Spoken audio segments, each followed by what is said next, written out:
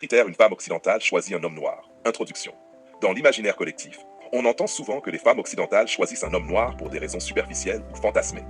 La réalité est beaucoup plus riche, plus humaine, plus subtile. Lorsqu'une femme choisit un homme noir, ce n'est pas parce qu'il est noir.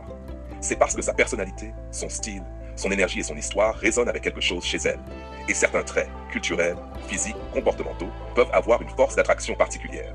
Voici ce sur quoi elle se focalise réellement, à partir de situations concrètes et observables. Number 1. L'assurance naturelle et la présence. Beaucoup de femmes témoignent qu'elles éprouvent une attirance pour l'assurance calme que certains hommes noirs dégagent. Ce n'est pas de l'arrogance, c'est une manière d'être, un regard direct, une posture tranquille, une gestuelle posée. Exemple immersif. Clara, 29 ans, raconte open quote. Quand je l'ai vu entrer dans le bar, il n'a rien fait d'extraordinaire. Il marchait juste avec une sorte de fluidité, un naturel. On aurait dit qu'il était parfaitement à sa place. Ça m'a immédiatement attiré. Close quote. C'est pas la couleur qui attire, c'est ce que cet homme communique par son attitude. Number 2. L'identité culturelle comme richesse. Beaucoup de femmes occidentales cherchent quelqu'un qui a une histoire, une culture, des racines, une vision différente du monde. Les hommes noirs venant d'Afrique, des Caraïbes ou d'autres diasporas apportent souvent une relation différente à la famille, une notion du respect plus formel, une chaleur humaine, une capacité à tisser du lien social rapidement. Exemple immersif. Lucie, 35 ans. Open quote. Ce qui m'a touché, c'est la manière dont il parle de sa famille. Même lorsqu'il me raconte son enfance, on sent qu'il a vécu des choses, qu'il s'est construit. C'est inspirant, pas comme certains mecs qui n'ont rien à dire. Close quote. Ici encore, c'est l'épaisseur humaine, pas un critère exotique. Number 3. Le charisme physique et esthétique. Certaines femmes sont attirées par la musculature naturelle, les traits prononcés, les tons de peau variés, du café clair au noir profond, la façon de s'habiller ou de marcher. Il y a une dimension sensuelle et visuelle qui peut jouer un rôle important.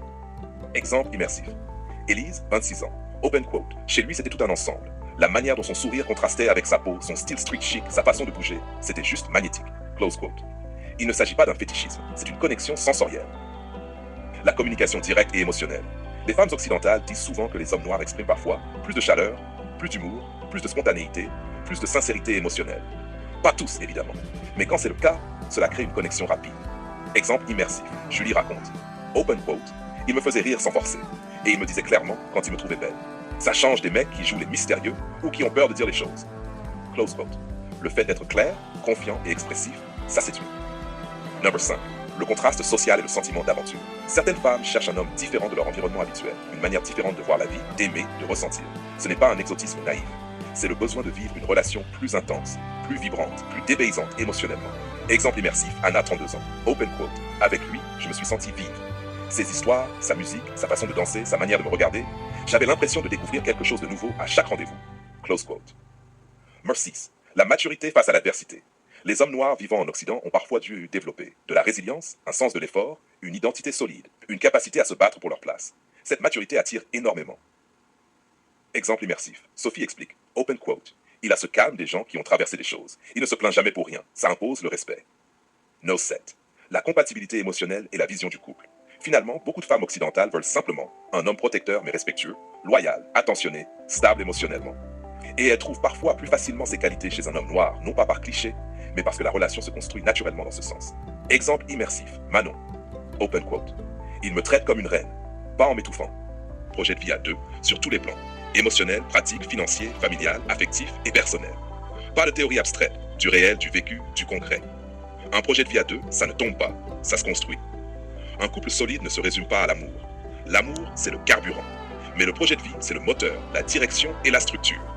Un projet de vie, c'est la réponse commune à 4 questions fondamentales. 1. Où allons-nous? 2. Comment y allons-nous? 3. Avec quelles règles? 4. Et pour construire quoi ensemble? Voici comment cela se construit plan par plan. Number 1. Le plan émotionnel, la base invisible. Sans alignement émotionnel, tout s'effondre tôt ou tard. Une relation durable se bâtit sur la communication ouverte, oser dire ce qu'on ressent, la sécurité émotionnelle, sentir qu'on peut être vulnérable sans être jugé, le respect profond, la gestion saine des conflits. Concrètement, mettre en place un rituel de discussion hebdomadaire. On fait le point. Dire ça m'a blessé au lieu de tu m'énerves. Avoir une règle. On ne se quitte pas fâché sans avoir parlé. Exemple réel. Un couple qui parle 20 minutes chaque soir, même brièvement, construit 10 fois plus de stabilité qu'un couple qui accumule des non-dits. Number 2. Le plan pratique. Organisation du quotidien. Un projet de vie, c'est aussi la logistique. Sinon, la vie devient rapidement un chaos. À clarifier ensemble. Qui fait quoi à la maison? Comment on répartit les responsabilités? Comment gérer les imprévus? Comment organiser les semaines? Concrètement, répartir les tâches selon capacité, non genre. Convenez de routine. courses, ménage administratif, voitures, animaux, etc. Planifier la semaine le dimanche soir. Exemple réel. Un couple qui se répartit les tâches évite 80% des conflits ménagers.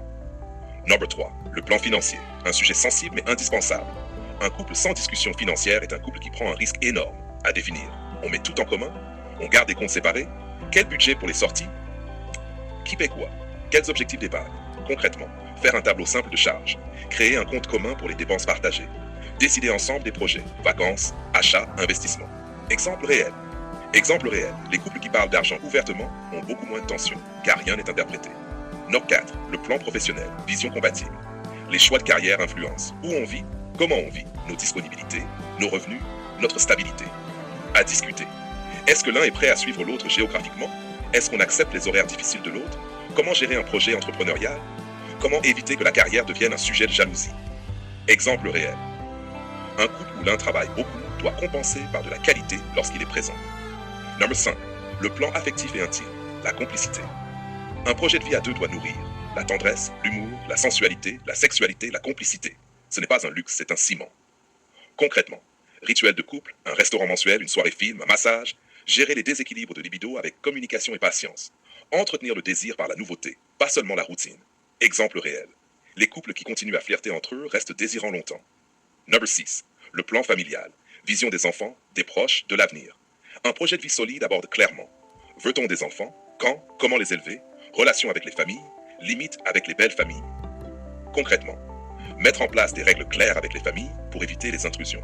Alignement sur l'éducation, cadre, valeurs, autorité. Exemple réel, un couple en désaccord profond sur la parentalité fragilise tout le projet. Number 7. Le plan personnel. Rester deux individus, pas une fusion. Un projet de vie à deux fonctionne seulement si chacun a des objectifs personnels, des passions, des moments individuels, sa propre identité. Sinon, le couple devient étouffant. Concrètement, encourager les projets de l'autre, accepter les moments de solitude, soutenir les ambitions personnelles. 8. Le plan des valeurs, le cœur du projet. C'est le socle invisible mais essentiel. Loyauté, engagement, honnêteté, ambition, spiritualité, liberté, solidarité, respect. Si les valeurs sont incompatibles, le projet est fragile.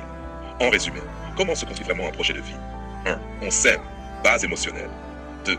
On parle, communication. 3. On s'organise, quotidien structuré. 4. On planifie, objectifs et finances. 5. On nourrit la relation, complicité et intimité.